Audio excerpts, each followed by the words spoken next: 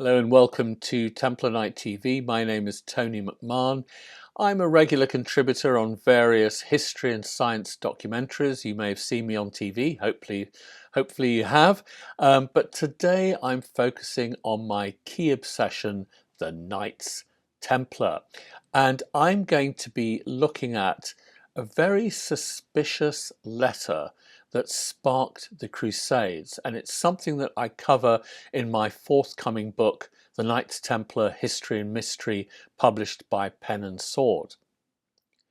Now, in the year 1095, Pope Urban addressed a huge meeting at the city of Clermont in modern France, where he made what really was a blood-curdling speech, saying that Christians in the East were being attacked by the Muslim enemy, and he went into all sorts of lurid details about the tortures and the rapes and the murders, etc., altars being defiled, and so on and so forth. Pretty incendiary stuff. At the end of this speech, he called on his audience to embark on a new type of war, a holy war, something that we call the Crusades.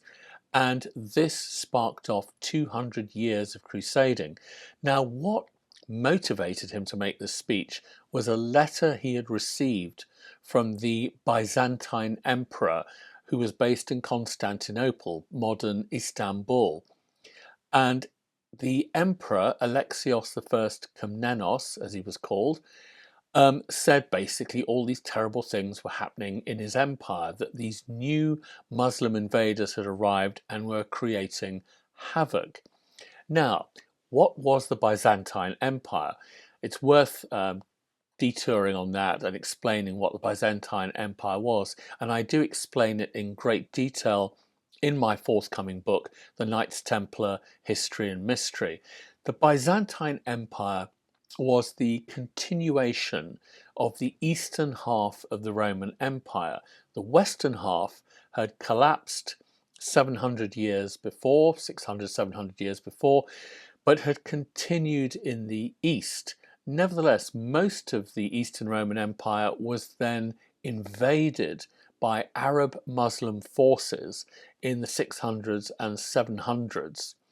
Now, what was happening in the 1000s, in 1095, was that a new Muslim force had emerged. This new Muslim force were the Seljuk Turks. They were a people from the steppe of Central Asia.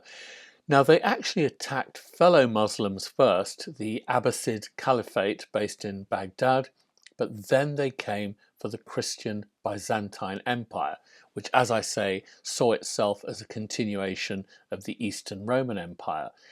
And they were provoking terror and dread into the hearts of millions of Christians in the East. So Alexios sends this letter to the Pope. What's suspicious about it is that he promises any crusaders or any soldiers who come to defend his realm against these new Muslim invaders, he promises them relics and treasure and gold and silver. The relics are things like the table from the Last Supper and the tunic worn by Jesus at the crucifixion and the head of John the Baptist, all this kind of thing. Relics were big business in the Middle Ages. Churches wanted to own relics because it attracted pilgrims, and pilgrims meant money. Now, there's no doubt that the emperor sent out a plea to the West to help him, but did he really promise the riches of his empire to anybody who came? That just seems a bit unlikely.